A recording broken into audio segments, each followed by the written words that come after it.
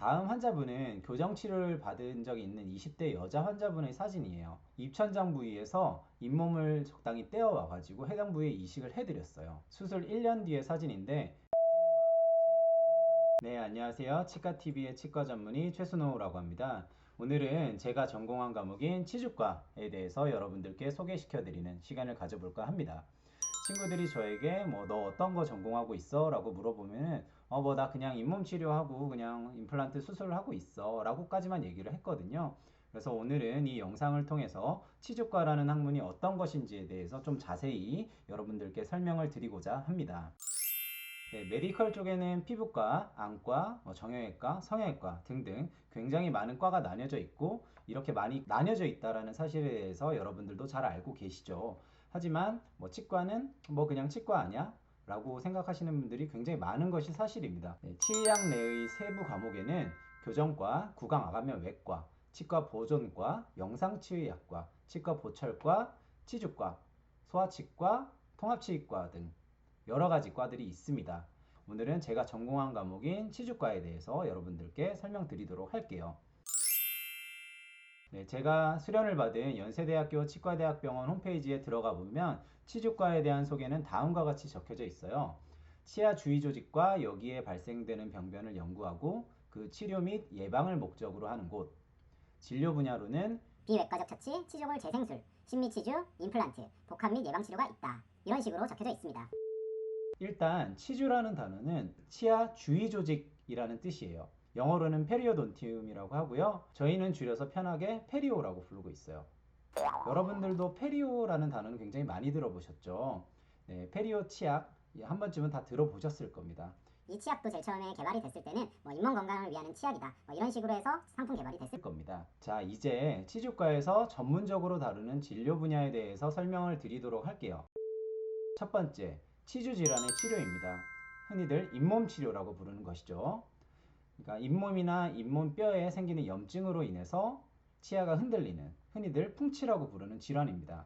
치아를 지지해주고 있는 잇몸뼈가 이렇게 녹아내리니까 치아가 이런 식으로 흔들리게 되는 그런 질환입니다. 치주 질환은 세균성 질환인데, 이러한 염증이 일어나는 곳이 바로 치석 주변이에요. 치석 자체는 직접적인 염증을 일으키진 않는데 치석 주변에 세균들이 굉장히 살기 좋은 환경이 됩니다. 그래서 사진을 보시면 치석 주위의 염증 반응 때문에 잇몸뼈가 이렇게 분화구 모양으로 녹아내린 것을 확인하실 수 있으실 거예요. 치주 치료에는 몇 가지 단계가 있는데, 가장 기본적인 것이 스케일링이죠. 그럼에도 잇몸 질환이 낫지 않는다 라고 하면은 그 다음 단계로는 마취하고 깊게 스케일링을 해내고 염증 조직을 긁어내는 치은 소파술이라는 것을 하게 되고요. 그보다 더 심화된 치료는 치은 박리 소파술이라고 부릅니다. 잇몸 속 깊이까지 치석이 쌓인 경우에는 이제 잇몸을 절개해서 병소 부위를 노출시키지 않는 한 치석을 완전히 제거해낼 수가 없거든요. 그래서 이렇게 잇몸을 절개를 해서 살짝 들어 올린 다음에 검게 붙어있는 치석을 청소해주고 다시 꼬매는 이런 치료를 진행을 하게 됩니다. 그리고 두 번째는 치조골 재생술, 그리고 치주조직 재생술을 말씀드릴 수 있습니다. 네, 앞서 말씀드린 치주 질환이 발생하게 되면 잇몸뼈가 녹아내리고 이로 인해서 여러 가지 문제들이 발생을 하게 됩니다. 따라서 치주과에서는 최대한 원래 상태로의 재생을 유도하고자 치료를 시도하는 것이죠. 네, 현재까지 나온 치료 방법 중에 이전의 건강한 상태로 완전히 돌아갈 수 있는 방법은 아직 나오지 않았어요. 하지만 뼈이식제나 여러가지 재생 유도물질을 투여함으로써 치조골과 치주 조직의 재생을 도모하고 있습니다. 사진에서 보시는 것과 같이 염증으로 인해서 잇몸뼈가 녹은 부위에 재생 유도물질을 넣고 생체막을 이렇게 덮어가지고 잇몸뼈 뿐만 아니라 치주 조직 자체의 재생을 돕는 수술을 시행한 증례입니다. 그리고 세 번째는 임플란트 치료입니다. 여러 원인에 의해서 치아를 빼게 된 경우 인공 치아를 잇몸뼈에 직접 심어주게 되는 치료죠. 네, 잇몸뼈가 부족한 부분은 뼈이식제를 이식해서 원래의 구조를 회복할 수 있도록 도와줍니다. 임플란트 치료를 진행하는 과는 크게 치주과, 보철과, 구강아간면외과에서 시행을 하게 되는데요. 치주과, 구강아간면외과는 주로 수술 쪽에 집중이 되어 있고, 보철과는 수술 이후에 올라가는 크라운 부분에 좀 더 집중이 되어 있다고 생각하시면 됩니다. 치주과는 아무래도 치주 조직 재생을 다루는 분야이다 보니까 임플란트 수술에 대한 좀 더 섬세한 기술에 대해서 연구를 하고 이와 관련된 생물학적 반응들에 대해서 자세히 연구를 하는 과입니다. 네 번째는 잇몸 성형, 심미적인 치주 수술을 의미를 하는데요. 치은 성형술, 치근 피개술, 임상치관 영장술 등을 포함하는 개념이에요. 쉽게 생각하면 잇몸 라인을 다듬는다든지 잇몸을 이식해 준다든지 하는 치료예요.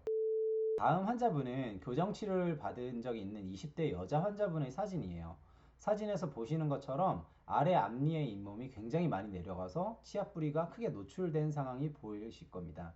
그래서 입천장 부위에서 잇몸을 적당히 떼어와가지고 천장 부위에 이식을 해드렸어요. 그래서 마지막 사진은 수술 1년 뒤의 사진인데 보시는 바와 같이 잇몸선이 이쁘게 주변 치아와 어우러지는 것을 확인하실 수 있으실 겁니다. 이렇게 치주과에서 치료하는 분야를 크게 4가지로 정리를 해 보았는데요. 사실 생략한 내용이 굉장히 많습니다. 그래서 쉽게 생각하시면 치과에서 할 수 있는 구강 내 대부분의 수술을 진행한다 라고 생각하시면 될 것 같습니다. 구강암외과는 구강암, 턱뼈 골절, 양악수술 등 좀 아간면 범위까지 크게 다루는 좀 더 큰 범위의 수술을 진행하는 과라고 생각하시면 되고, 치주과는 구강 내에 한정된 좀 더 미세한 수술을 진행하는 과라고 생각하시면 될 것 같습니다. 레지던트로서 수련을 받는 것은 사실 개인적으로는 굉장히 힘든 과정이었는데요. 치주과라는 곳에서 제가 배운 여러 가지 술식들과 지식들은 저에게 참 많은 도움이 됐고 참 잘 배웠다라고 생각을 하고 있습니다. 그래서 이러한 것들을 바탕으로 여러분들께 좋은 진료를 해드리고 여러분들이 궁금해하시는 내용 제가 잘 설명해 드릴 수 있었으면 좋겠습니다. 그래서 궁금하신 점들은 댓글로 달아주시면 제가 댓글이든 아니면 블로그 포스팅을 통해서 여러분들께 전달 드리도록 하겠습니다. 네, 이상 치과TV의 치과 전문의 최순호였고요. 다음 영상은 스케일링의 오해와 진실에 관련된 영상으로 여러분들께 찾아뵙도록 하겠습니다. 네, 감사합니다.